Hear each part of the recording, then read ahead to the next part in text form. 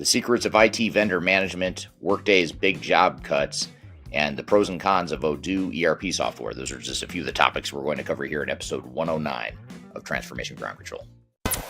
Welcome to Transformation Ground Control. Ground Control. The podcast that covers everything related to digital transformation. This podcast features technology agnostic and international discussions related to digital strategy, software selection, implementation, change management, business process optimization, and everything else you need to know to make your digital transformation project successful. Whether you're embarking on an ERP implementation, supply chain transformation, or any other business or digital transformation, this podcast is for you. Now, here's your host, Eric Kimberling. 5, 4, 3, 2, 1. Ground control to make it on. Hello, welcome to Transformation Ground Control, episode number 209. My name is Eric Kimberling. I'm the CEO of Third Stage Consulting. We're an independent consulting firm that helps clients throughout the world reach the third stage of digital transformation success by helping them with their digital strategy, their software selection, their implementation planning, as well as their implementation program management. Thanks for being here today. This is a podcast that covers everything related to digital transformation. It's the tech agnostic view of the world of digital transformation and ERP software and AI and other emerging technologies. So thank you for being here today. The show is sponsored by Third Stage Consulting and produced by Major Tom Productions. You can find new episodes of the show every Wednesday by going to transformationgroundcontrol.com. And you can also see any past episodes you may have missed by going to transformationgroundcontrol.com as well. Great episode for you here today. We've got a lot of cool stuff we're going to cover. We're first going to get into some social media questions we've received here recently from the audience. We're going to get into some newsworthy topics in the opening segment as well. We're going to talk about how the U.S. President Trump has reclassified government CIOs for political appointments and what the implications of that move might be now and in the future, not just in the U.S., but globally as well. We're also going to talk about how Workday recently cut nearly 2,000 jobs to focus on AI and global expansion. So we'll get to that here in just a moment as well. And then later in the show, we'll bring on our first guest, Scott Bickley, who's an advisory fellow at InfoTech, which is an analyst firm that we work closely with here at Third Stage Consulting. He's going to be on talking about IT vendor management. So if you're part of a digital transformation or an ERP project, AI strategy and implementation, that sort of thing, you're going to want to check that out because we'll talk about how to manage those software vendors or any vendors you're working with as part of the transformation process you might be going through. And then later in the show, we're going to talk about Odoo. We're going to talk about the hidden pros and cons of Odoo ERP software, the things you need to know, and really get into the pros and cons of that software. It's an up-and-coming software that's very popular for small and mid-sized organizations, especially in the European market. So, and they're also expanding outside Europe as well.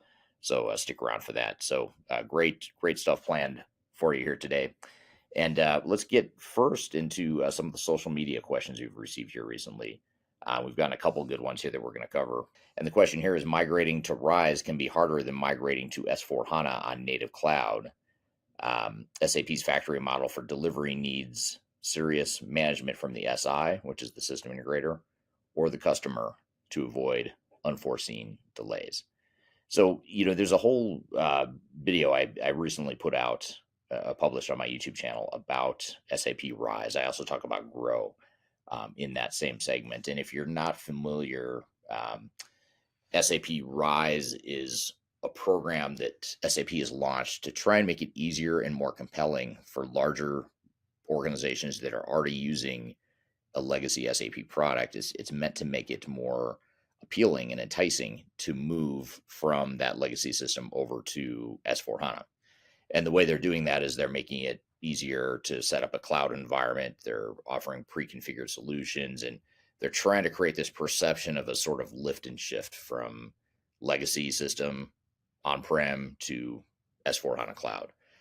It's a good idea in theory. I think it's a great marketing and sales tactic, but I think it's underestimating the level of effort and the risk and the costs and the chaos and heartache required to move to S4HANA. Anytime you're moving from any legacy system, especially when it's an on-prem system, to a cloud-based system, it's just a massive re-implementation. It's a new product. It still might be SAP, but it's still not ECC. It's still not R3, which are the two main legacy systems that a lot of customers are moving from.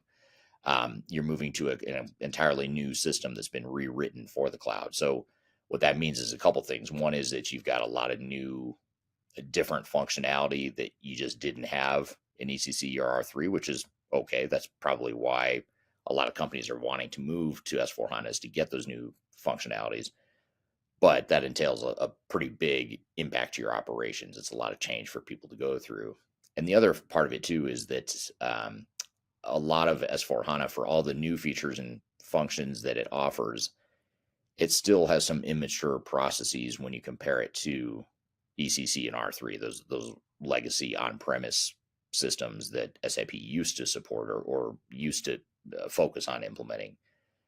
And what I mean by that is when you look at some advanced manufacturing, advanced planning, some of that outlying advanced areas of ERP. So, when you think about ERP, the main functions are like finance, accounting, inventory management, basic order entry, things of that nature. But when you start getting into complex manufacturing or complex demand planning and things of that nature, you're starting to really stretch the limits of any ERP system, but especially a newer ERP system. Now, S4HANA has been around for a decade now, so it's not a new system by any means, but it hasn't been around for decades like R3 and ECC were. And so the reason that's important is because these legacy systems had decades of R&D money behind it and advancements and new functionality and that sort of thing. So they really had time to kind of grow those systems into a bunch of different areas, a bunch of diversified business processes and workflows. And now companies are moving to S4HANA and finding that, yes, there's some new features, some new AI-driven, cloud-driven type functions and features, but there's some basic stuff that was essential or kind of a foregone conclusion in the legacy systems. And now that's becoming a challenge to make that shift, or that makes it even more difficult for organizations to make that shift to S4HANA. Now, to be fair, this isn't unique to SAP. If you're using an old Microsoft-based system, or let's say you're on JD Edwards and you're thinking about moving to Oracle Fusion, or you're on Oracle EBS, eBusiness Suite, and you're thinking about moving to Oracle Fusion, those are just a couple examples of legacy software providers that have legacy on-premise systems, and they're trying to migrate their customers over to these cloud-based systems. You have to be cognizant of the fact that, yes, you're moving to a more advanced technologically, as far as AI and cloud technologies and things of that nature. But you also have to recognize there's probably some work in production in terms of the software vendor creating that functionality, those features that are required to make your business run.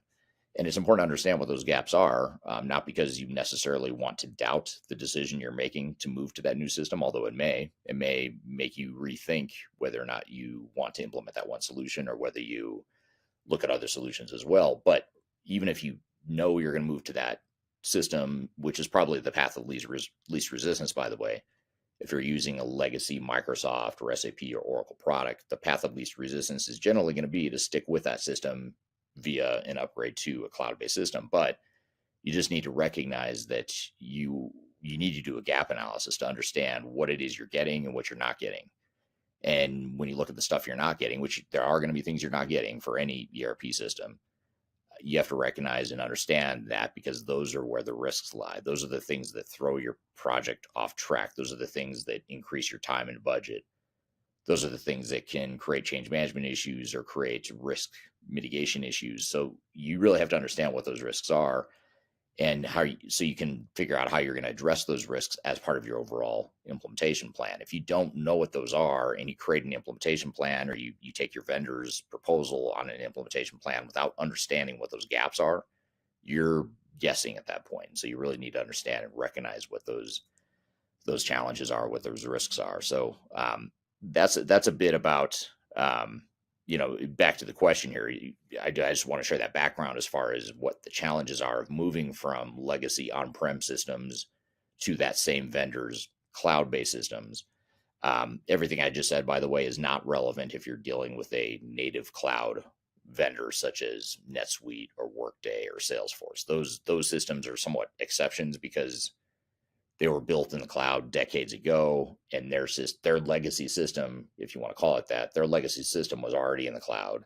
So every incremental improvement they've made over the years is still in the software. So it's a little bit different for those legacy SaaS or cloud providers. But when you're talking about these legacy on-prem providers that are now moving to the cloud, that's where that's a real issue. So back to the question about migrating Rise, to S4HANA, can be difficult, and you need serious management from the SI or the customer to avoid unforeseen delays.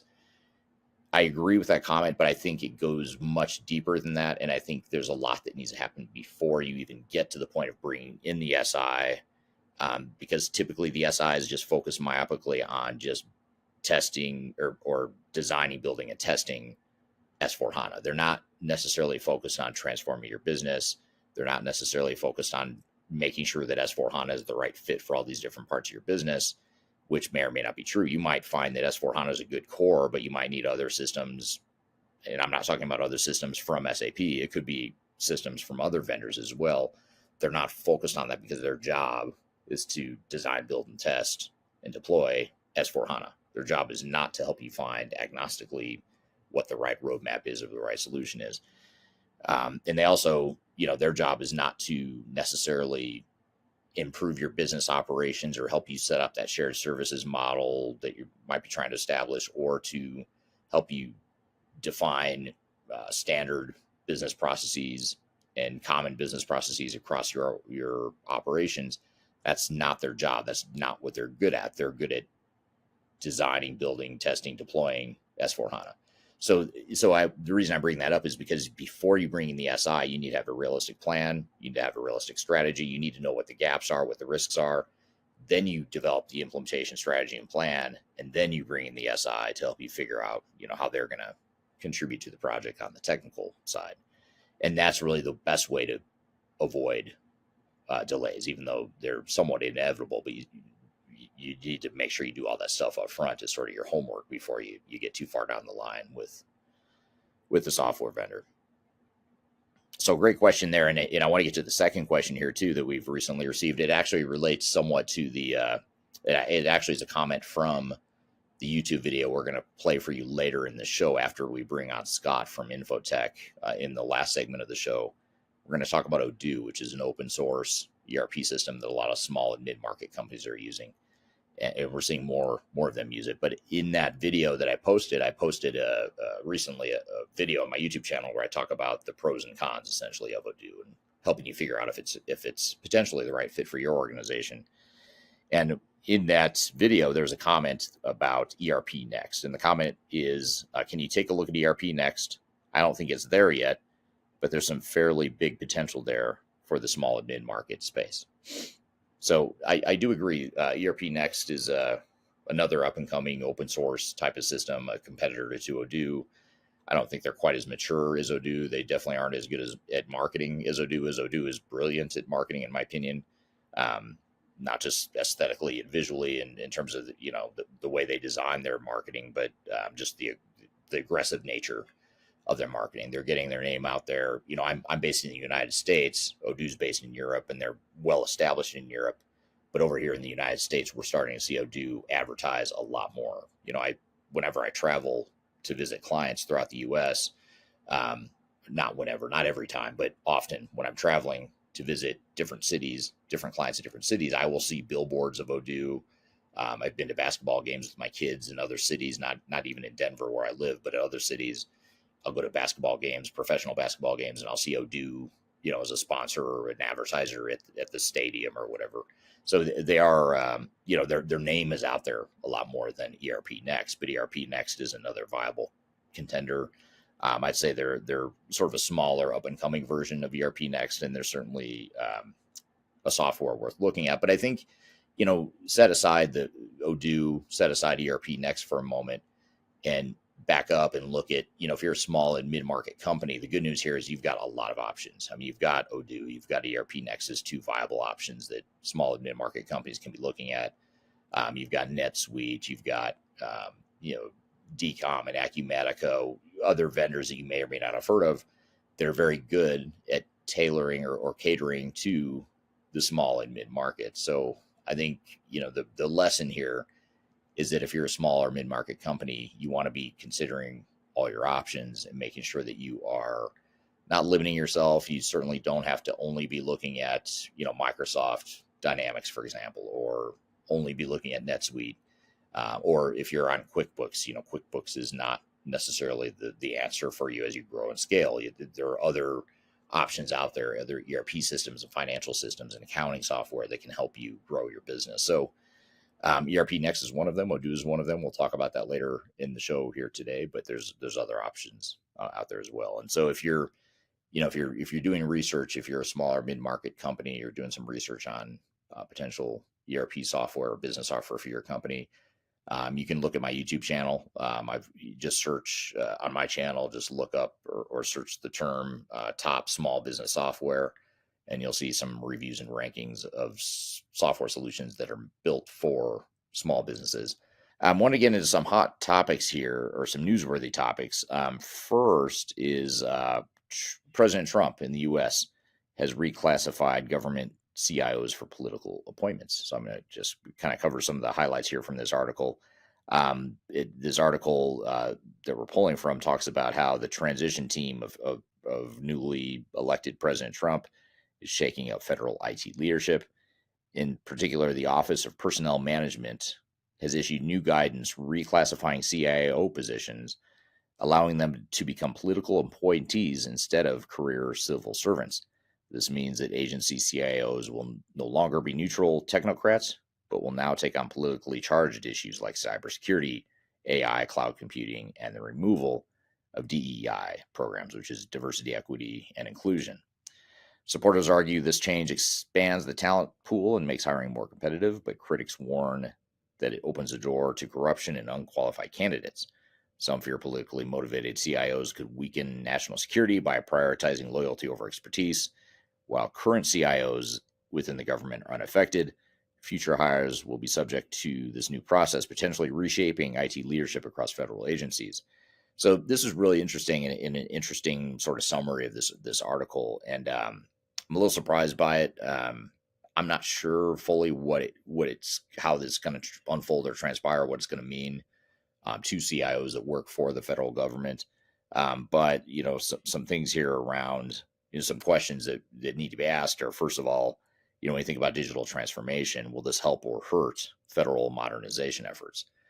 By having political appointees that are presumably a little bit more political. I mean, they're going to be a little bit more not polarized necessarily, but bipartisan, or partisan, I should say, not bipartisan, but partisan. They're more biased. They're more loyal to their party and their school of thought around their political affiliation. Does that help or hurt modernization efforts? I mean, especially, you have to look at what the U.S. is doing right now, and other countries too. Some of this nationalist movement that's happening right now, and the conservative nationalist movement in particular, is leading some governments, including the U.S., to rethink how they spend money and to rethink their budgets and their prioritization of spending. And so it makes you wonder, does that mean they're going to cut back on modernization? Does that mean they might be more conservative and more risk adverse and more concerned about cybersecurity threats or data leaks and that sort of thing, which are valid concerns, but does it lead to more risk aversion? I guess would be the real question there. I don't have a good answer for you on that, but I think it is something worth thinking about. I'd be curious to hear your thoughts though too. If you've got comments on this or thoughts on how you think this will affect not just the U.S. government or CIOs within the U.S., but also just in general. What does this mean for government tech and government modernization of technology? Some other questions are, could politically appointed CIOs create national security vulnerabilities? Either way, if you're a conservative or a liberal, in the U.S. and sort of our two-party system, you could see sort of dark sides of either angle or either approach there. And then when we think about private versus public sector, does this hiring approach make sense for the government, or is it too risky? Great question. I don't know. I mean, I don't think most of us in the private sector would think it's too risky, but in the government setting, it may be too risky for what the government is used to. You also have to think about IT policy bias in terms of how it might affect cloud adoption, AI regulations, or vendor contracts, ethics and procurement. How can agencies prevent CIOs from steering contracts to preferred vendors, especially if you're starting at the top and saying we're going to politically appoint these CIOs? I would presume that kind of rolls downhill, and the CIOs will then bring in their people, their biases and that sort of thing, which again could be good or bad depending on what the objectives are and where you stand on the political spectrum, and not even just politically, but also just technologically, what your priorities or what you think are more important for government entities. And then long term, you have to think about what this means for future administrations. It's interesting because when you're especially in this two-party system that the U.S. has, when you're if you're a citizen and you've got your preferred party that's in power, it always looks good, sounds good, because you're aligned with that and you agree with whatever it is they're doing, or a lot of what they're doing. But then you have to think, well, what if would you feel comfortable applying that same concept if and when the other party is in power, which will happen, if not the next term, it'll be the term after that or the term after that. It's sort of like a pendulum swinging back and forth. There's always going to be different parties in power. And so, you have to ask yourself, is this something that you're comfortable having in place, knowing that it's setting a precedent for future political appointees that you may not agree with as a citizen or as a politician? So some interesting stuff there, but I'd love to hear your comments. I'm not a political expert, a political science connoisseur by any means, but I'd love to hear your comments, especially depending on where you are in the world. A lot of people listening are not in the U.S. Most people listening are not in the United States where I am. So I'd love to hear your feedback just from a global perspective, wherever you're from, how you think this will affect your part of the world. So drop those comments in the chat. I'd love to see that, and maybe we can make that part of our an upcoming episode. I want to move on here to Workday. Workday has cut 1,750 jobs to focus on AI and global expansion. So they've laid off close to 2,000 people, or 8.5% of the workforce, as part of a major restructuring to invest more heavily in AI and expand internationally. The CEO of the company is claiming that AI demand is driving a new era of growth, but some industry experts worry about the layoffs and how it will affect customer support and service quality. And I think that's something a lot of software vendors are struggling with. I know Salesforce just had a comparable layoff recently. Other tech companies have been laying off people as well. I think part of it is sort of the cyclical nature of the economy, but I also think AI is affecting this heavily. I think a lot of software vendors are cutting back on developers and other roles that can be automated with AI, while at the same time they're investing heavily or more heavily in sales, for example, just to sell more software. And at the same time they're trying to invest in the sales machine, they're cutting back on some of the back office functions and some of the development functions. So moving on, or continuing on here with Workday in particular, Workday says it will continue hiring in critical areas, but there's concerns about whether AI-powered support can match the human expertise that enterprise clients expect. Analysts believe the restructuring is part of a three-pronged strategy to cut costs, expand internationally, and use AI to improve efficiency. But the transition may come with growing pains, especially as Workday faces intense competition in HR software from both established players such as Oracle and others, as well as startups. So, this brings up a number of questions that, again, I don't have all the answers for, but it's worth discussing here. And I'd love to hear your comments in the comment or in the chat here in the podcast. But when you talk about customer service, with AI replacing human support, does that mean enterprise clients will face disruptions in service? It could be. I mean, or do you assume that agentic AI or agentic AI agents will help take some of that load off and help replace the fact that you have less humans providing customer service? I don't know. That could be the long-term gamble there. And then you think about AI investments. Is Workday's AI push a real differentiator? I mean, every vendor's talking about AI. They're all talking about how they're investing so heavily in it. But is it a real differentiator here, or is it just a trend to stay competitive? It's another question. If you're in the Workday ecosystem, I'd love to hear your feedback on that. And then you think about the global expansion strategy. What challenges is Workday going to face scaling internationally, and how does this compare to its competitors? Um, and then, probably the most important one of the most important questions here is when we talk about or we look at the tech industry layoffs. We've seen a wave of layoffs in tech. Do you think it's purely cost cutting, or is there a larger shift happening in how companies approach talent? I think tech companies are becoming a lot more selective in how they approach talent and bring on new talent. But I think people that are coming out of school, out of university, that, hey, I have a background in AI and data science and analytics, I think those skill sets are going to be hot. And I think the job prospects for those types of people is going to be very, very strong for years to come. There's also the AI versus human expertise. Can AI truly replace high-level customer support and HR software, or will Workday's clients push back? It's a good question. I think that's a good question for the entire enterprise tech space, not just Workday, not just HR tech, not just the human capital world, but just in general. I'm curious to see if enterprise tech providers are going to truly replace or truly use AI to replace the human support that they've given in the past. And then long term, will this restructuring set up Workday for sustainable success, or could it backfire by damaging customer trust?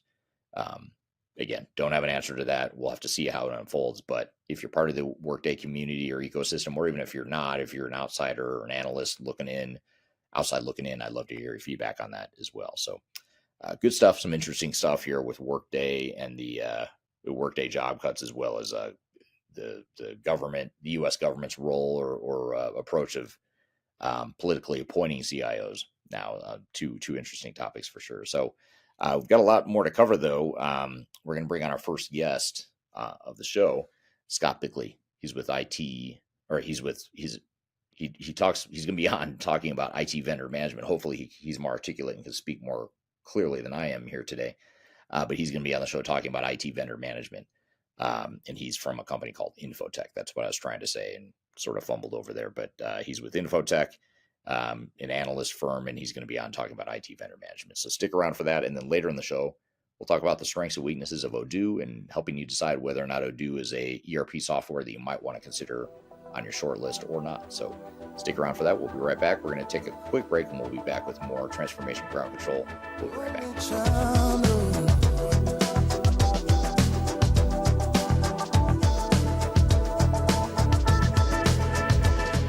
If you are involved in any sort of digital transformation or business change initiative, you will want to download the Digital Transformation Report. With its comprehensive overview of business and technology trends and best practices, this report is a must-have guide for any transformation project or executive team. Download this free report by visiting Third Stage Consulting at thirdstage-consulting.com. You can also visit our website to learn more about us or download independent reports, videos, and other best practices. Again, visit thirdstage-consulting.com today to learn how you can take your transformation to the third stage of success. Are you looking for ways to promote your product or service to enterprise technology decision makers and influencers throughout the world, like the ones who listen to this podcast? Major Tom Productions creates media, events, and influencer marketing for B2B technology providers. Our productions are exciting, educational, disruptive, and effective. Most importantly, they create results. Our content is unlike any other in this industry, engaging, influential, and trusted by technology buyers and influencers throughout the world. Each month, our productions reach hundreds of thousands of targeted buyers and decision makers who trust and engage with our honest and tech-agnostic content. With long-tail viral results and engagement with our content, Major Tom Productions provides a way to reach your target market and create awareness, calls to action, and a connection with potential customers. So collaborate with us today. Learn how we can feature your product or service on podcasts such as Transformation Ground Control, Journey to S4HANA, and Journey to Dynamics 365. We can also feature your brand on our YouTube channel called Digital Transformation with Eric Kimberling, which boasts over 100,000 subscribers and over 2 million video views per year. You can also participate in our in-person events, including our Digital Stratosphere Conference. Contact us today to learn more. We can tailor a marketing campaign that works for you. We look forward to helping more people learn more about and become engaged with your brand.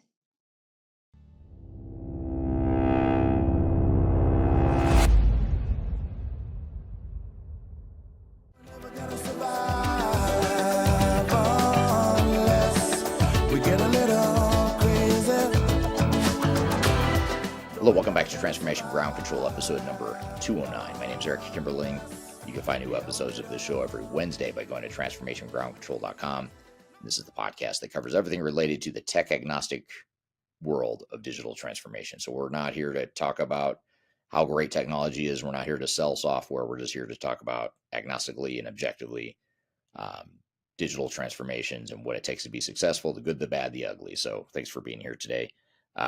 The show is produced by Major Tom Productions and sponsored by Third Stage Consulting Group, which is an independent tech-agnostic consulting firm that helps clients with their digital transformation journeys, including strategy, software selection, implementation planning, and the implementation as well. So I'm excited for our next guest, first-time guest on the show, Scott Bickley. He's a advisory fellow at InfoTech, and he's someone I've known or gotten to know here in recent months over the last year or so. And InfoTech, as an analyst firm, is a company we work with closely. We're actually customers of theirs. We've sponsored their conference in the past as well, and really gotten to know their team really well. And I think they're a great analyst firm. I really like them. I think they're a lot more above board and objective than some of the other big analyst firms, and they're actually a lot bigger than you might think. The more I learn about them, the more I'm shocked at how big they are and how expansive their scope is, even though a lot of people haven't heard of InfoTech. They might have heard of Gartner or Forrester. A lot of people haven't heard of InfoTech, though, but really good firm. And I've gotten to know these guys, and very smart people. And one of those smart people we're fortunate to have on the show here today, Scott Bickley. He's an advisory fellow at InfoTech. All that being said, Scott, thanks for being here today. Hi, Eric. Thanks for having me. Absolutely. Glad to have you here. You and I have gotten to know each other pretty well over the last few months through collaborations and just the collaborations our two companies have together. So for people that don't know you, though, tell us a little bit about you, what you do, and also tell us a little bit about InfoTech, if you don't mind. Oh, sure. Yeah. My name's Scott Bickley. I'm an advisory fellow at InfoTech Research Group. InfoTech Research Group is whoops, sorry about that. Just moved myself off the podcast. Is an IT research and advisory firm. Been around since, I believe we were founded in 1997. Joel McLean is our founder and owner. And basically our mission is to produce practical research and insights that you can use to actually change your processes in your business, have real effect on your outcomes from an IT and business perspective. We have an IT division, and we also have a sister company, McLean Research, which focuses the same on HR, IT research and advisory services. So on the IT side, we're broken down by the traditional IT verticals: CIO, security, data and analytics, applications, infrastructure. Our team is vendor management and contract and price benchmarking, and then essentially provide a full suite of services to IT leaders to bring them up from maybe that firefighter, trusted advisor level, all the way up through being business partners and innovators and leaders within the business. I've been there almost 9 years, or a little over 9 years. Kind of started out the contract review function or portion of our practice, as well as the IT vendor management and software license and compliance function. And then a few years ago, we formally added on our price benchmarking and guided negotiation service. And collectively, we're known as the vendor contract and cost optimization practice, VCCO. Gotcha. Yeah, what's interesting is InfoTech is actually a service we use. So we're a customer of yours, and that's originally how this all started. Right. Our relationship with InfoTech, and then through co-sponsorships of one of our events and one of your events, that's how I got to know you. And I didn't realize how big InfoTech is. You hear about Gartner, you hear about Forrester, they're big, massive behemoths, but InfoTech is not a small analyst shop. Tell us a little bit just about the size and scale of the organization, if you don't mind. Sure. I believe we have around 30,000 clients. Like I said, the business has grown at a blistering pace ever since I've been here. And it's always had a history of aggressive growth. And I think that's because the product's pretty sticky. We're pretty passionate people that work here. We like what we do. We like helping our clients find successful outcomes. So I think last year we ended up about a $250 million US dollar revenue basis, and continue to seek to grow and take market share from our competitors in a healthy and productive way. Like I said, it's really all about helping our clients to their outcomes. If we do that, they're happy, they renew, and they expand their services, and we help them really in our practice from the business side of their IT and HR journeys. Got it. Very cool. Well, good. So I guess just diving into it, for those that aren't familiar, can you tell us a little bit about, well, first of all, how did you get into this field before I dive into what IT vendor management is? That'll be my next question, but just how did you end up in this general space of IT vendor management? Well, ironically, I was thinking about that last night in anticipation for today, and it really started more of an analog path than a digital path. Coming out of college, I started out in the stainless steel industry, in a processing distribution company, and so we were a part of, at the time, this was in the early 90s, and it was kind of a vertically integrated company. We owned a couple of steel mills as well in Washington, PA, and Massillon, Ohio, and they were part of our supply chain. We also bought raw material from other vendors that were not part of our company, and had the opportunity to really engage at, and we'll talk maybe more about this partnership word and what it means and what it doesn't mean, but on what I would say was a true partnership level, because they were a sister company, right? So we could share information, internal process information. We could do things that would make us more vulnerable with outside competitors that didn't really hurt us and actually helped us internally. And so we were able to share information and process and learnings, and they were able to improve quality on their product. They were able to provide us quality at a higher yield in terms of the gauge thickness of the metal that we were looking for. All of these characteristics were enhanced. And we did very similar things with our other suppliers, but in a more formal manner. And it wasn't something where we could get as intimate and share the learnings in the same way. So we had good results with them, but they weren't quite as good as what we could achieve internally with this kind of partner relationship. And so it was kind of from a supplier relationship management, as it's known on the direct material side. It was a very eye-opening experience. That initial work experience for me was foundational as well, from the areas of learning about quality systems management, learning about process and management and people, and how all three come together to kind of form, what you need internally so that you can help your vendors help you succeed from an external perspective as well. Then that later translated into the technology space when I eventually relocated from the East Coast to the Bay Area, and moved into the tech space, and then kind of from there things took more of a technology centric and IT centric path going forward. Very interesting. So how would you summarize then, that's an interesting journey, kind of going from, I don't want to say old school because it's still around, steel and that sort of thing. Someone's got to do that stuff, right? But you're in the tech space now, but now that you're in the tech space, you're focused on IT vendor management. How would you summarize what IT vendor management is? You and I were talking right before we went live about how it's such a broad topic. There's so many different angles and directions we could go, but how would you sort of simplify it for a layperson that doesn't really know what IT vendor management is? Yeah, it really is. And part of this maybe take a step back and think about how we used to do business, let's say pre-cloud, or when cloud was just first emerging. Things in the IT world were very much people and data center centric. We were adding hardware, adding appliances. When we bought software, we bought the software, but then we basically installed it. Once it's up and running, we owned it. So we had to build these teams, we had to build these technical competencies, and we had to have really strong leadership and management from an internal facing perspective. And that's still important. It'll always be important. But with the emergence of cloud, we started seeing workloads starting to shift outside of the data center to third parties. So we were always dependent on third parties to sell us our software, implement our software, consulting, and things of that nature.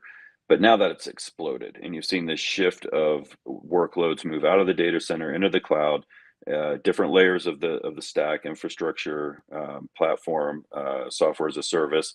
You're talking about now having hosts of managed services and outsourcing being compartmentalized. And so now you're dealing with just as much third parties and fourth parties in terms of vendors as you are internally managing people and those resources. So how do you, in IT for a long time, just has not really adjusted to that very well. And it's one of these things where, you're thinking, well, we have these pain points, we have these problems with our vendors, we have performance issues, or we have contract issues, or we have things not being done the way we want them done. And we've always focused and gone out and focused on these little areas independently to try to attack the symptom or attack where there's a pain point, but we haven't holistically and systematically looked at, how do I get away from managing this vendor reactively, tactically, to building a strategic program around how do our vendors fit into our whole ecosystem? How should we be looking at them systematically?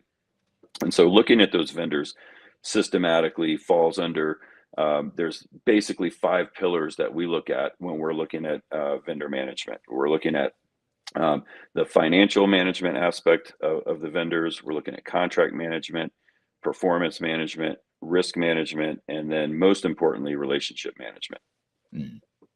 Yeah, and I like how you're focused here on the partnership. I think that's the key word, because I think it's easy to, in my opinion, it's easy to do one of two things. One is to have an adversarial sort of transactional view of vendors, and the other part, or the other issue that we often see, is the sort of the opposite, which is not managing the vendors at all, just letting the vendors do whatever the hell they want. So it's like you got to find some sort of middle ground there where you're managing them, you're in control, it's your company. You've got to manage your vendors just like you manage employees or whatever. But at the same time, you want it to be a partnership. You don't want it to be adversarial. Do you find that companies sometimes have struggle figuring out where on that continuum they should be when they manage the vendors?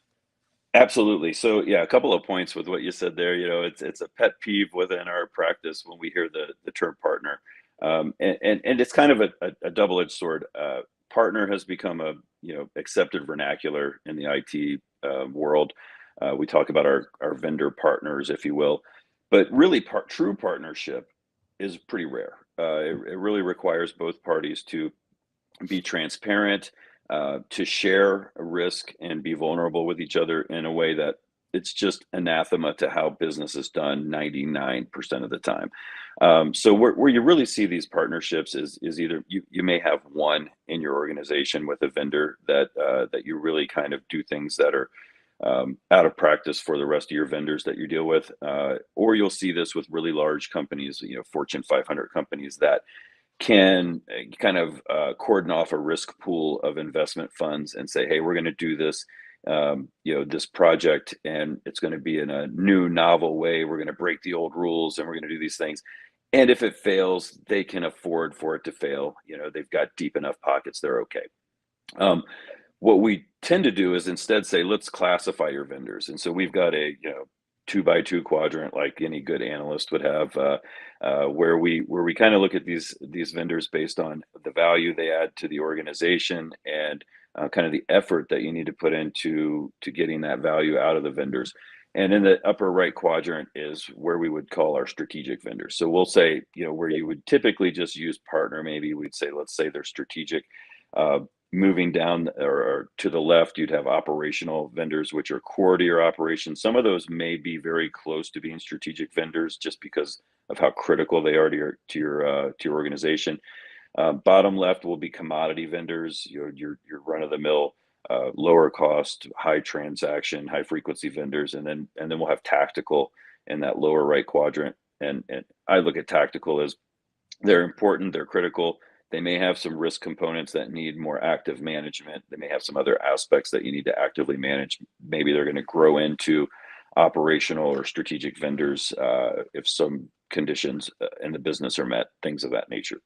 So it's important to classify those vendors. That's going to kind of then tell you where do you need to focus your scarce resources. Yeah. Yeah, absolutely. Yeah, I want to shift gears real quick before I get to my next question and just say hello to the audience here and thank them for commenting. Got some people chiming in where they're joining from. I want to say hello to Dennis joining from India on LinkedIn. Thank you for being here today. We have Christina joining from Athens, Georgia. Thank you for being here. We have someone joining from Vienna, Austria. I don't see the name of the person, but thank you for being here. Jessica Knapp, well, I think you know her. If I remember correctly, joining from London, UK. I think she's from InfoTech as well. Yep. Dawn from Reno, Nevada. Thank you for being here today, among others. So thank you everyone for joining. And then last but not least, I have to call this person out just because this is my favorite place in the world to visit. This is Emerson joining from Cape Town, South Africa, which is a very beautiful part of the world if you haven't been. So thank you all for being here. And I'd love to hear from the audience as we're getting into this here.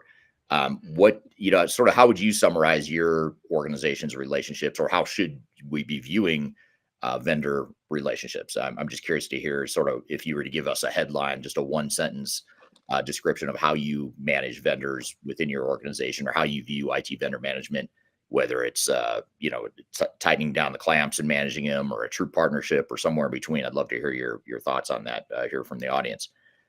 While we're waiting for the audience to answer that question though, Scott, how in the 20 years that in the 20 years you've been doing this whole thing, how have you seen vendor management evolve, and what are some of the big changes you've seen in the field of IT vendor management?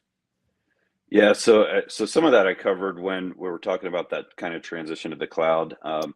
That's really been kind of the wholesale impetus for legitimizing IT vendor management, I think, is a formalized function.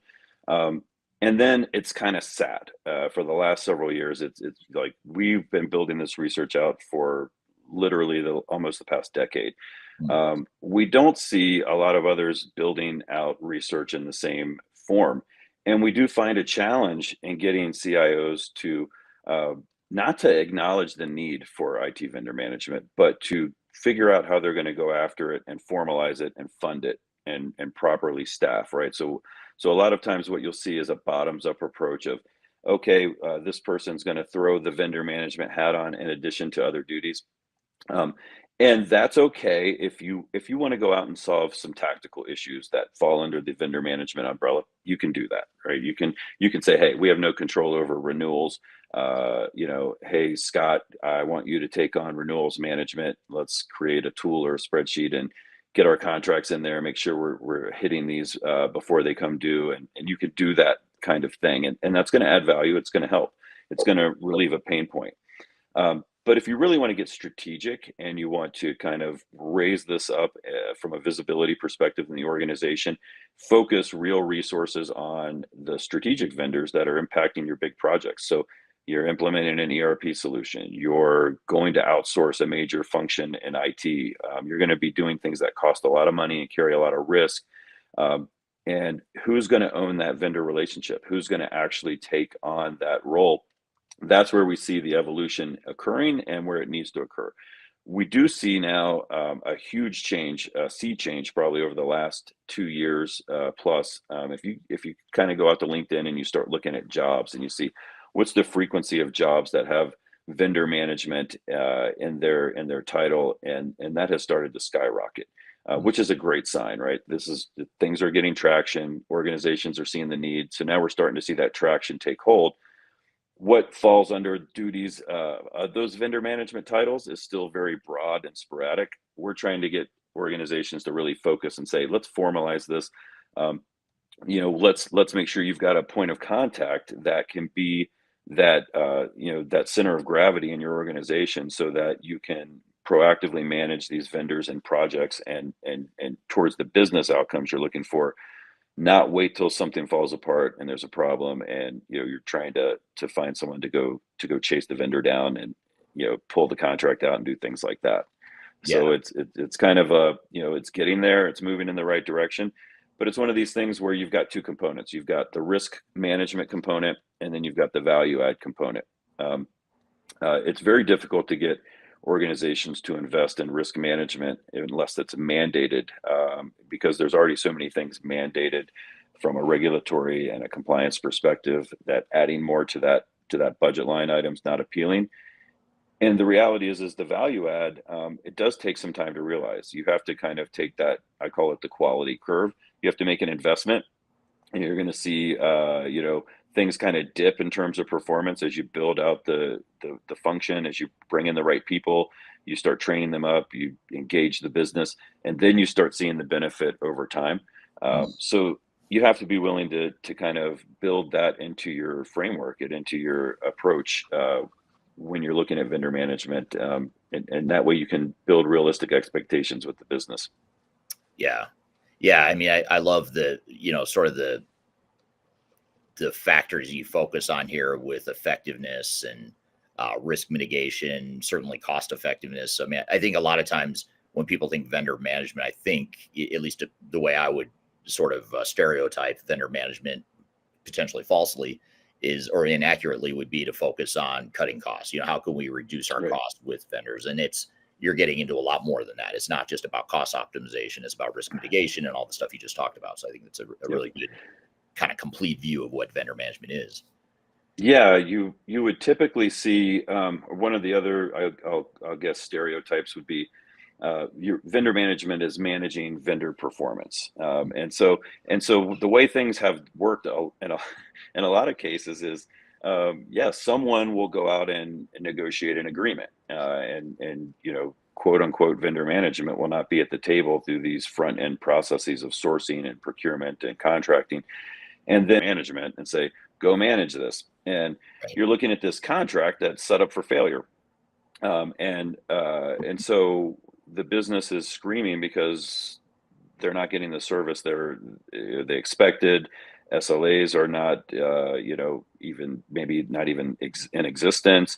You've given the vendor manager no ability to influence the outcome in a positive manner. So what we've really done is kind of built out, I call it the umbrella model, but basically it's this, legacy plan, build, run approach, but through that sourcing, contracting, procurement, front end process, ideally vendor management can own that for the strategic vendors and maybe some of the operational vendors.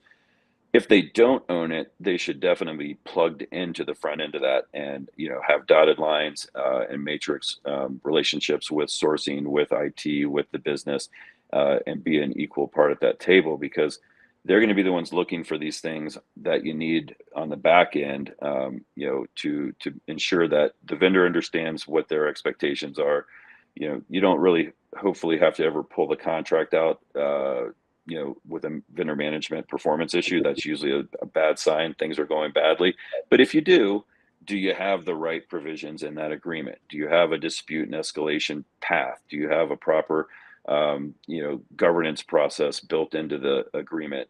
Do you have paths forward if you have to exit the agreement for, transitioning out and doing the things that you need to do from a disentanglement perspective? Sometimes things don't end well. And if they don't end well, you still have to manage that outcome as well. And if you kind of, set up this compartmentalized version of vendor management, then you get a bad name. It's not going to really yield optimal results. Right. I'm here with Scott Bickley from InfoTech. We're talking about IT vendor management, how to be successful in that realm. We got a lot more to cover. We're going to take a quick break. We'll be back with more Transformation Ground Control.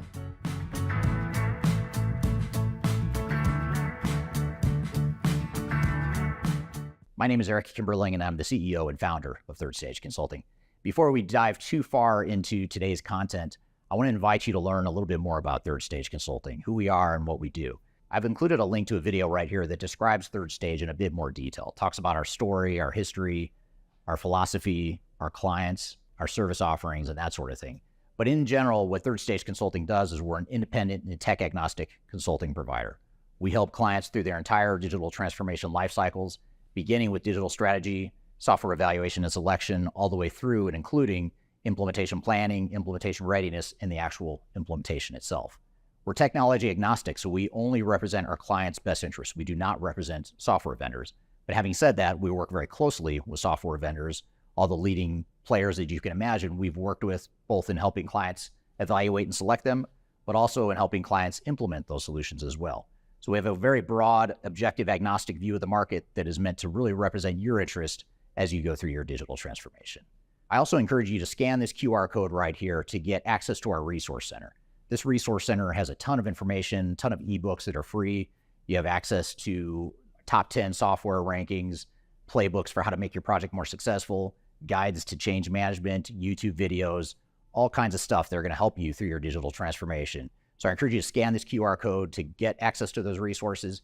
And please feel free to reach out to me directly to brainstorm ideas about your project. Even if it's just informally, you want to bounce around some ideas and get some informal advice, I'd be happy to spend some time with you. So feel free to reach out to me. I've included my contact information below. You can also find it in the description field of this video as well. The last thing you want to have happen is for your digital transformation to end up in court. I've been doing this for 20 years and I have seen everything. My name is Marcus Harris. I'm a software and technology attorney focusing my practice on drafting and negotiating software-related contracts and litigating software disputes across the country. Feel free to reach out to us at taftlaw.com. We'd love to talk to you about the litigation process and what you can expect.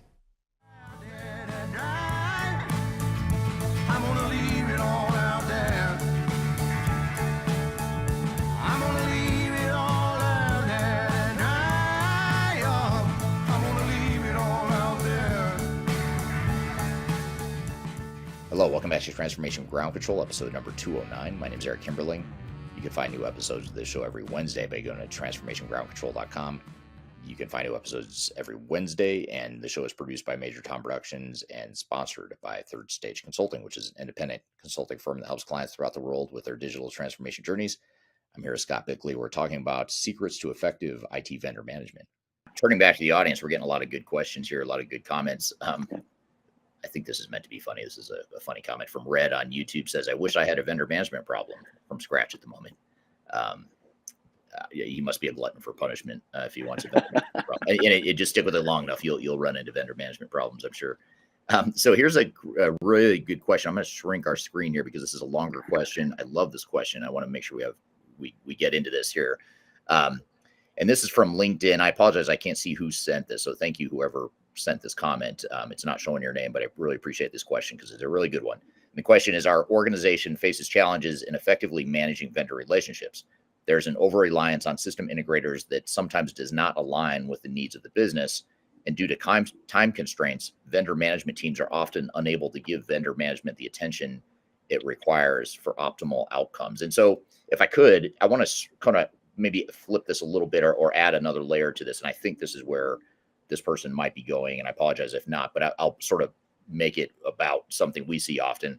And that is when you look at like a big enterprise-wide technology initiative, let's call it an ERP implementation. If you say you're implementing SAP or Oracle or Microsoft, whatever it is, your organization, including your vendor management team, may not have a lot of experience with that particular solution or that particular system. And these are such big, massive undertakings. A lot of times we see this dynamic where organizations will say, well, that vendor is the expert. They know the software. We don't really know. So, how are we going to manage that vendor? How do you manage that? I mean, how do you see companies that maybe aren't as sophisticated or mature in their vendor management capabilities? What's the right balance there with, owning the project and managing those vendors versus letting them be the experts and letting them do what they do? You know what I mean? Without complete control over it. How do you find that right balance? Yeah, I mean, this is a brutal one, right? I think part of the issue is, and there's not really a middle ground. You guys talk about this all the time at Third Stage. We talk about it with our clients all the time. It's so easy to become over-reliant on your SI partner because they're supposed to be the expert on the solution that's being implemented in the organization. And so the organization oftentimes has a tendency to over-rely on them. And that can get you into a lot of trouble from a cost perspective, a deliverables perspective, all over the place. So, what I would be looking to do, you don't have to have a huge vendor management department, but you need people that kind of understand implementation to look at this up front and flag that and say, okay, what are you doing around, do we have a phase 0 process that we're doing before we necessarily select an SI or even the software vendor themselves? Do we have the capabilities to manage this project ourselves? Do we really have organizational change management and program and portfolio management capabilities that can scale to this? What are we going to do with our business subject matter experts that we're going to have to pull to work on this project? These are all of the things internally that you have to set yourself up for just to be able to effectively work with the SI, because otherwise what happens is you have this deficit of capability, and you start expecting the SI to fill in the gaps that you should be filling in on your own side of the fence. And so, a lot of organizations will say, well, we can't afford that, or, well, you have to figure out how you're going to fill that gap. Some of it can be filled with some third-party consulting that's vendor agnostic, like what you guys do at Third Stage and others do. But you still are going to have to look inward, and you're going to have to invest in the organization. And my advice, as painful as it is if you can't afford to do those things, you really can't option that you're trying to implement. And because the reality is once you get 50% into this project, ugly things start to happen when they go wrong, and there's no quick fix. I can't come in here and have a Henry Kissinger moment with your vendors and fix this. It's not going to happen. What's going to happen is executives are going to get stuck in this sunk cost fallacy, and they're going to say, well, we've already spent all this time and all this money on this project. We can't back out now. We have to push forward. We have to push forward. And so you're like in quicksand. You just keep sinking deeper and deeper. That's unfortunately when you're stuck in the muck. You have to make some really hard decisions, and sometimes the decision is you have to stop. You just have to stop. You have to reassess, and you have to kind of take stock of your options, what they're going to cost, and make some tough decisions. You may have to sacrifice investment in other areas of the business to rescue this project and get it to a point of minimum viable functionality, and go into survival mode until that happens, things of that nature. But yeah, no quick answer to that one. Yeah, I mean, you hit so many good points there. I mean, I love the fact that you're calling out a couple things. One is if you can't invest in these sorts of critical functions we're talking about, you should probably rethink why are you doing this project? I mean, why open the checkbook and why open the can of worms if you can't manage it and you can't invest the time or money to do it right? So that's a big aha moment for sure.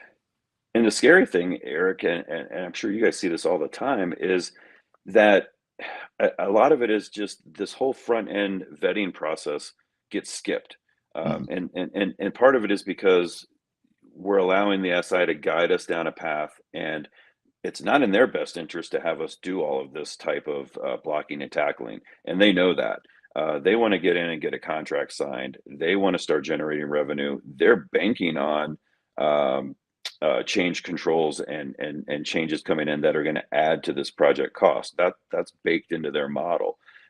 So if you don't have eyes on that to level the playing field early, it's easy to fall into that trap.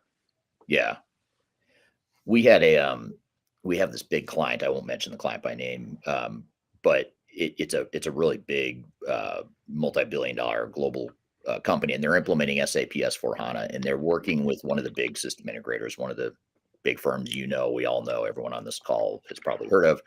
And the system integrator insisted on a clause in the contract that said that they have ultimate decision-making authority on the project. And they said, if you don't sign the contract with that clause, we're not going to do this project. And the reason I bring this up is a couple of reasons, because I think, I can see you flinching as I say this.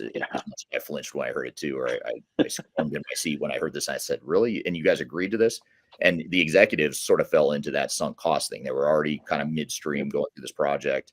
And, just like any project, it was turning into a messy project because there were so many tough decisions that had to be made about what are our processes going to look like? What do we want to be when we grow up? All this stuff that's more internal. It has more to do with internal politics and dynamics than it did the vendor.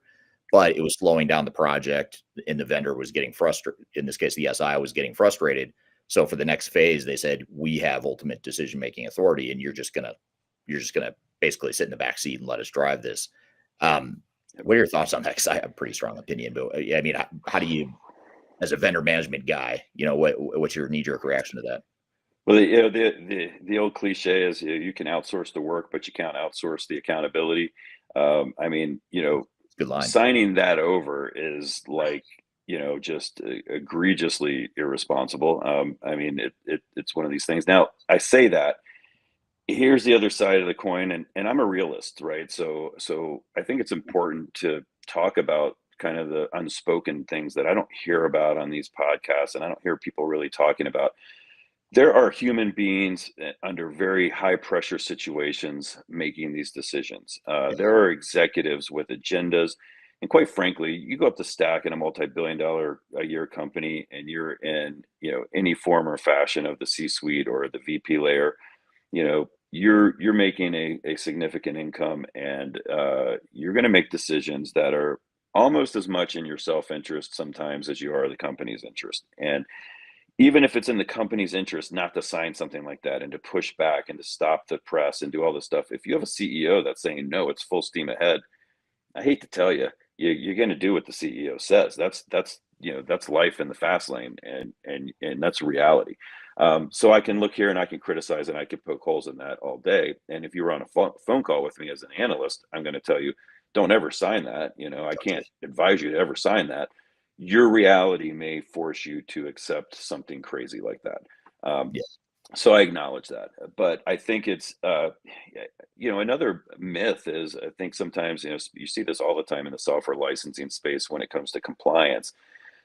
You think that these large corporations just have it all together because they're so big and so profitable, and they're seemingly so mature in certain areas.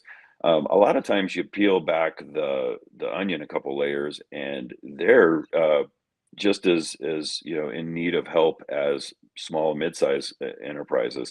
And the problem is the mess is just 10 times bigger because they're so huge, right? And Yeah. they've bought companies, and they've integrated companies, and they've not integrated companies, and you have quite a spider web sometimes to untangle there. And so those problems become massive rocks, at different, across the organization. From an IT perspective, IT has really big boat to turn around, and you can't turn those big boats around that quickly sometimes. Yeah, it's interesting, and that's same with us. As being independent agnostic advisors, we can advise all we want, but ultimately there's internal politics and other dynamics that we're not always privy to and we're not part of. So decisions get made oftentimes that run counter to what we would suggest as best practice, but you have to help the client through the process for whatever it is. And so a lot of times we're in a position too, where, like in the case of this client, it's like, why did you sign this contract? Okay, well, you already signed, so there's no going back now unless you completely, cut the entire project, which is not going to happen politically. So then it becomes a matter of how do we do damage control? How do we mitigate the risk given the situation we're in? Well, you're right. And so that's where, when we started talking about this with relationships, right? So, okay, so let's say you've signed this contract and maybe it's got 6 other things in there that are equally horrible. Okay, that's fine. What have you done, and if you're this big of a company, it's this big of a project, you've got multiple layers of governance that should be happening, from the tactical day-to-day, account team, engagement team. You probably have, onshore and offshore resources. So you probably have engagement leads from both of those perspectives. You should be then having kind of more middle management governance and status. And then you should also have some executive level touch points that are occurring. And so, in my mind, you're always, once you've kind of hitched your horse to one of these big SI wagons, or, in the mega vendor space for software, the big vendor wagons, you kind of need to understand how they do business, and you have to be open to how they do business, and you have to figure out, okay, this is how we do business. This is how they do business. How do we meet in the middle? How do we work together as effectively as we can? We may have to change some things on our side to flex to the way they do things, in order to be successful here. And we are already in $10 million, and 8 months into this project, the decision's been made. We're going to continue forward. all right, fine, let's start forging and doubling down on these relationships, and let me get to know your company better. Let me get to know you better. Let's figure it out. How can I help you help us? Basically, and this is all, you take it all the way back, to the beginning of these things. It's kind of like, how do you set yourself up for any negotiation? And everything is a negotiation in these projects. You need to understand your stakeholders and what are their interests, and what are the relationship paths, and you need to kind of, if you haven't done that in the beginning, it's never too late to start doing that.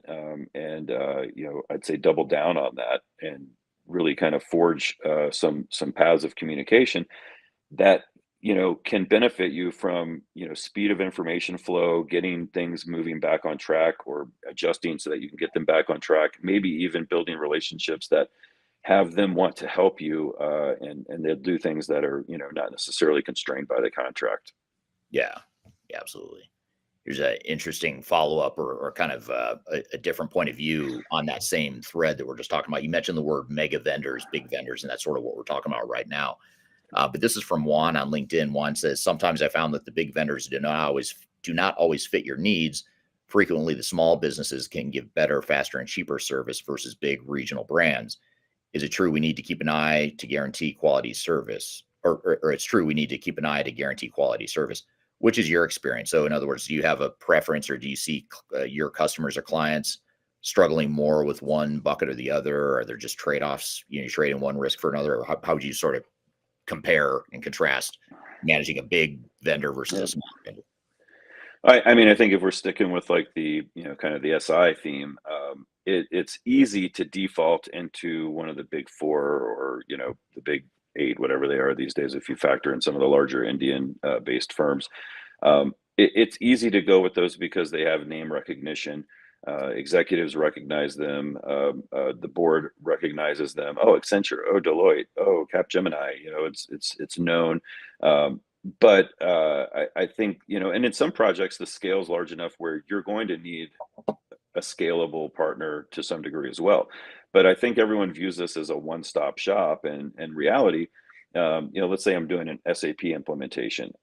I probably want some resources from SAP on that project, if I can get the right ones, from, like, let's say, an architect perspective, if nothing else.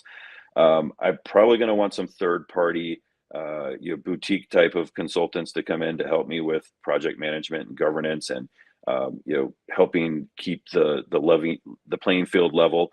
And then I'm going to need some dedicated resources on the implementation, and those I need to have companies that have done this before in my industry. And if that best fit is with a Deloitte, or with a KPMG or an Accenture or whatever, so be it.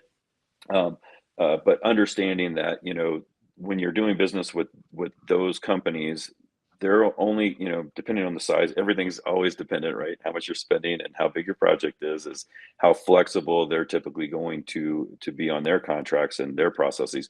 But they have set processes, and they have set accelerators to drive you into these solution sets. So you need to vet those very carefully. It might be that, a smaller, medium-sized consultancy is a better fit for you. I find that a lot of companies, they either don't even consider that, or they don't know where to find them. And that's a challenge as well. It's like, how do I find out that there's 200 other consulting groups out there doing these types of implementations? And that's where I think layering in multiple resources, like what you guys do would probably bring to light names people haven't heard of before. Why don't you add these in? Consider these in your vendor sourcing process.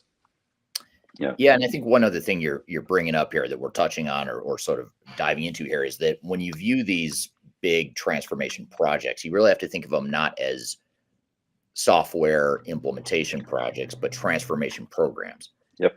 So you think of technical implementation project, transformation program. Those are two different things, and implementation project is one thread of an overall transformation program. And so you might have, let's just say you have Deloitte, and you have Deloitte coming in to implement SAP, the S/4HANA. So that's one thread of the overall transformation. And yes, they're going to provide their project manager for that one thread. But then, to your point, you might have other technologies you're deploying that are related to SAP. You might have an architecture and data and integration thread that's not related to Deloitte. You might have the change management thread, or you should have a change management thread that's managed by a third party. And then over the top of all that, you'd have a program, and that should be ultimately owned by the client. And a lot of times what SIs do, because they, especially the big ones, because they want as much share as they can get of your project, they're going to say, don't worry about that program management function. We've got a project manager that we're going to give to you, and that person is ultimately responsible for this entire project. But we don't need someone in charge of the project. We need someone in charge of the program. So I have you seen that, or have you helped clients navigate that dimension? Yeah, I mean, some of the things that, well, the biggest takeaway from that is what's the purpose of the SI? What is their mission? Their mission is to implement your technology. Their mission is not to transform your business. And so, we ask of them more than they are set up, and their mission is to provide us in a lot of cases. That's probably the biggest problem we run into. And then we let them sell us on the fact that we don't need to do these things to take care of our own side of the fence. And the reality, and you always have to separate your account team from the team that's going to be boots on the ground. And that's why I think it's really important when you're vetting vendors. I mean, we want to look at all manner of risks, but I want to understand, and I want to see that you've done this before for people in my industry, and I want to talk to them. And if I can talk to them, what I generally find out is they're going to they're going to be honest with me about the pain points they experience, things that they should have done on their project that they didn't do. They're going to kind of highlight things for me. A lot of people will say, well, these references, they're only going to just tout the line of the vendor. I don't find that to necessarily be the case. And then you have to realize though that your side of the house, right? I mean, the business, IT is a part of these projects, but the business is a bigger part on these transformation projects. And a lot of times the business is leading the charge. And IT, the CIO may be leading it in some cases not, or in a collective, leadership, team, they're leading this. But you've got so many moving parts. This is one part amongst many. And it's a critical part. It's got to be integrated into everything that you do. But if you're not managing this as a day-to-day project, and I mean, these things require, statuses daily, weekly, monthly. You need to have outcome-based status meetings. When you're meeting with your vendors. I mean, from a vendor management perspective, what are we doing here to, scorecard our vendors and have them score us? What are we doing to have business alignment meetings, and really talk about what's going well and what's not, and building those up and escalating them to the executive level so that those conversations are happening in real time, especially on projects like this. It's not just like we're signing a contract and then we're just going to take it from you for whatever you shove down our throats. We want to have say in this, and we want to build into that contract the mechanisms for this bi-directional feedback, for this governance, for escalation if there's a dispute that doesn't get resolved, timelines and SLAs associated with all of that. Yeah, absolutely. Here's a question from Emerson. Or a comment from Emerson. If the rules of engagement is not laid out from the inside out, then expect a project contention with reputational risks and disputes. Yeah. And then absolutely. Gassan on LinkedIn says, I find having two project managers on a project, one from the SI and one internally, can reduce derailing of the project. And I think that's a key point, because again, it's easy to think, well, we're not the experts. The vendor is the expert, so let them manage the project. But you've got to have some accountability and ownership. And if you don't have that knowledge of, let's just say S4HANA, you're implementing S4HANA or any other technology, your internal IT program management team doesn't have that expertise, let's just say. That's where third parties like our company, and I'll be self-serving here for a moment, a company like Third Stage, that's what we do. We help people that are project managers, but they're not experts in ERP or digital transformation. We help them manage those projects effectively. So it's not just checking a bunch of boxes saying, yes, the vendor did A, B, and C, but it's, yeah, they did it, but did they do it well? Did they do it the way it needed to be done to fit your business and your needs and that sort of thing? So I think having that internal accountability is really the key of what Gassan's touching on there.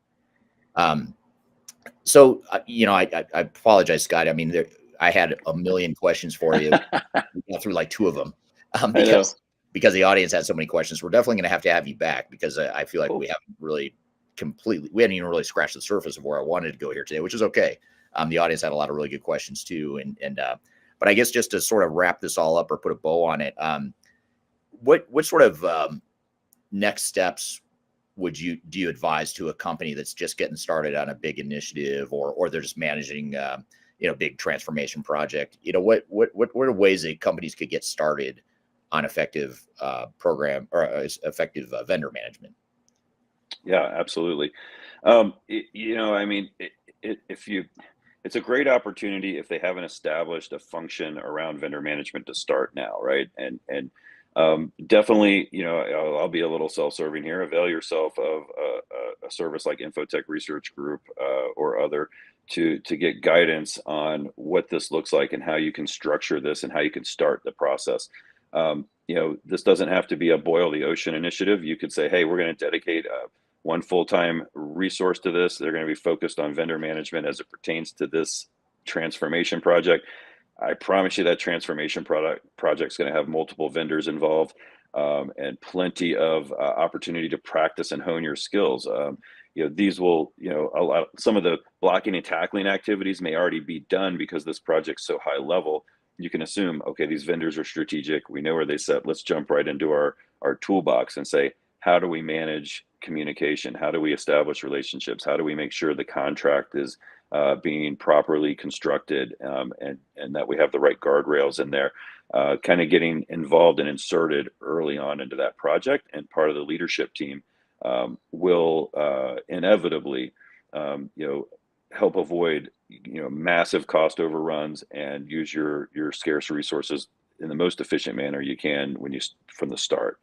So I would say, that's the key point is usually one of the biggest skills of a vendor manager is to be the master facilitator. They need to understand, they need to kind of be a jack of all trades and maybe master of a couple. But they're going to be the glue that identifies these gaps and pulls them together early, and so that you can plan and invest properly. And ideally, when you start getting into that project, you have fewer escalations, fewer things coming out of the work stream. Things are going to be much more smooth, but when they do occur, you're going to have the tools to deal with them. Thank you, Scott. That was great stuff, and I really appreciate having you here today. And thank you to the audience for the great questions as well. IT vendor management is a topic we have not covered much here in recent episodes, so it was good to dive into that IT vendor management topic. We've got a lot more to cover, though. We're going to take a quick break. When we come back, we're going to talk about the strengths and weaknesses of Odoo ERP software. So we'll be right back with more transformation and ground control. Stick around.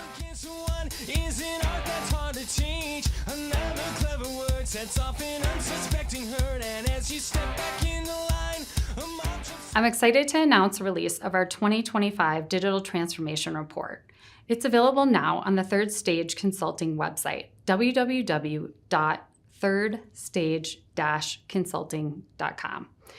This report gives you an unbiased, technology-agnostic insight to help you optimize your organization's projects for success. Get your copy today using the QR code in front of me or on our website. Are you looking for ways to promote your product or service to enterprise technology decision makers and influencers throughout the world, like the ones who listen to this podcast? Major Tom Productions creates media, events, and influencer marketing for B2B technology providers. Our productions are exciting, educational, disruptive, and effective. Most importantly, they create results.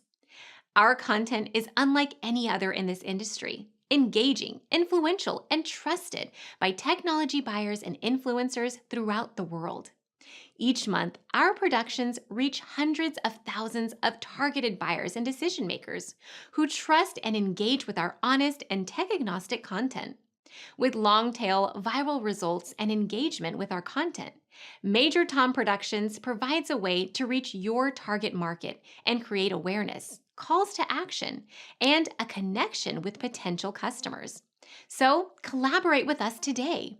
Learn how we can feature your product or service on podcasts such as Transformation Ground Control, Journey to S4HANA, and journey to Dynamics 365.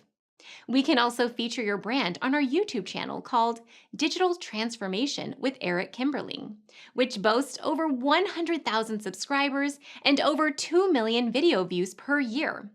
You can also participate in our in-person events, including our Digital Stratosphere Conference.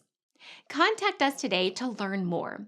We can tailor a marketing campaign that works for you. We look forward to helping more people learn more about and become engaged with your brand.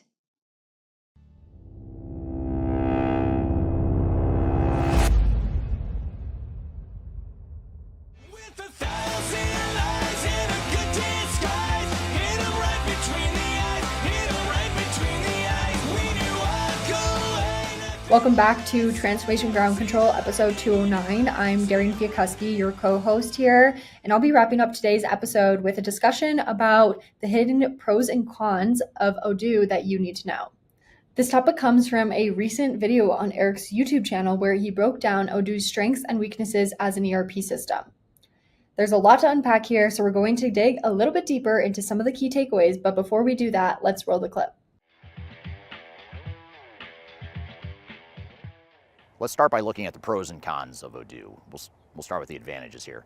And the advantages and the benefits of using Odoo are a few things. First, it's a very clean user interface. It's something that's very simple to use. It's fairly simple to configure. It's got a low-code sort of feel to it to where even the non-technical types can set up and use the software. It's also a relatively simple ERP system, and I mean that in a good way. It's not overly complex. It's not a super cumbersome system that has tons and tons of functionality that you don't need. It's pretty straightforward and to the point. It doesn't have a lot of really sexy stuff that you don't need or that might end up being shelfware for you. So it really gets to the heart of the operations of a lot of different types of companies. And another thing I'll talk about here is that Odoo is becoming more and more of a household name, and they're increasing their market share over time. The company has a lot of resources behind it. They just got a big capital infusion that valued the company, I think, at over $1 billion. And so there's a lot of money going into the product, going into the company, and they're really starting to expand not only the product itself, but also the ecosystem of providers that can help implement Odoo. And then a final thing that I'll mention that's sort of an intangible. It's hard to quantify this or discuss or determine how much of an impact this should have on your decision-making process, but it's worth noting that of all the ERP systems that I've worked with in the marketplace over the years, I would say the Odoo community is the most passionate about the Odoo product than any other system I've ever worked with. I don't know why that is. I don't know what the secret sauce is or the magic behind the product or the leadership at the company, but there's something about Odoo that people just rave about the product. In fact, when I put this video out, I imagine it's going to get a lot of views and a lot of comments simply because there's so many people interested in Odoo and they're passionate about Odoo. And when I talk about the disadvantages here in a moment, I might get a lot of people that disagree with me and want to take issue with some of the things I talk about. So that all being said, the Odoo user community and the ecosystem is very passionate. It's robust, it's growing, it's a simple product, and it can be a great fit for a lot of organizations. Now the downside is that Odoo is a relatively simple product, as I mentioned. So if you're a relatively simple company, you're high growth, you're not a huge company, you have relatively simple operations, Odoo can be a great fit, especially if you're moving from like a QuickBooks or some Excel spreadsheets or manual processes. Odoo can be a natural fit for your first ERP system, much like a NetSuite or some of the other entry-level ERP systems in the marketplace. But if you're a big, complex, diversified organization, you might outgrow Odoo pretty quickly. It might be too limited for your abilities, especially, for example, if you're a large, complex engineered order manufacturing company with a really complex supply chain, really complex manufacturing operations, very complex and robust planning needs. Some of those things might stress or tax the functionality or the capabilities of Odoo in a way that means you would have to upgrade to a different type of system that has more complexity. So that can be limiting to the types of organizations that use it, which is why there's so many small and mid-market companies that tend to focus on Odoo. The other thing that's actually sort of a pro and a con, or an advantage and a disadvantage, is that it's an open source system. So that means that you can actually go in and configure and change the software in a low-code sort of a way, low-code, no-code sort of a way. And it also allows you to implement the system in a really modular way. So it's built to be modular in that you could pick one function like CRM or just the financials or the inventory management, and you could pick off pieces of Odoo and start to deploy it, and you can deploy it for free. So that's how they get you involved or get you engaged with the product, is they give you a free version of it, and then over time, you pay for it. So it's sort of that freemium approach where you can try it for free, but then you got to pay later on. And as you start to pay and increase your usage of Odoo, that's where the price kickers come in, and it can actually get somewhat expensive, especially if you're a smaller mid-sized company. But very unique business model. I don't know of any other ERP vendors that do that, where they provide that truly modular approach. They provide that freemium opportunity to try the product before you buy it. So there's a lot of good things that come along with that. So it's important to really understand what your total cost of ownership long-term is going to be, especially if you start off using a free version or a low-cost version of Odoo. You just want to make sure you understand what you're locking yourself into, because it is very hard to change any ERP system, and you don't want to have to change it sooner than you need to. So those are the two main disadvantages of Odoo: the fact that it has somewhat limited functionality, and the cost can escalate pretty quickly and become expensive for organizations that have limited budgets and resources.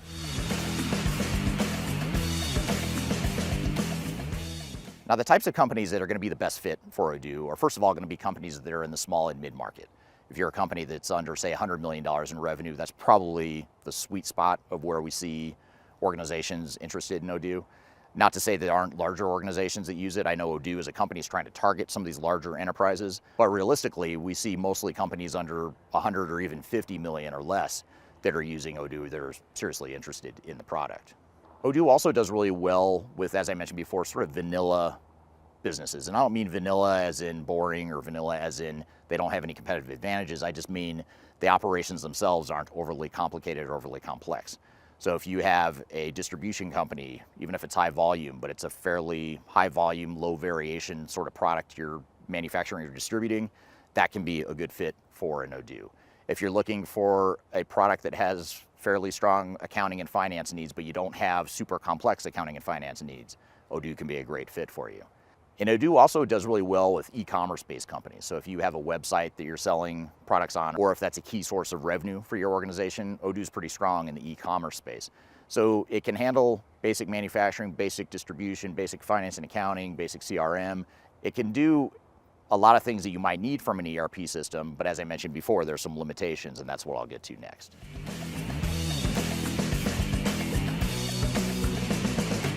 So the question is Odoo the right fit for your company?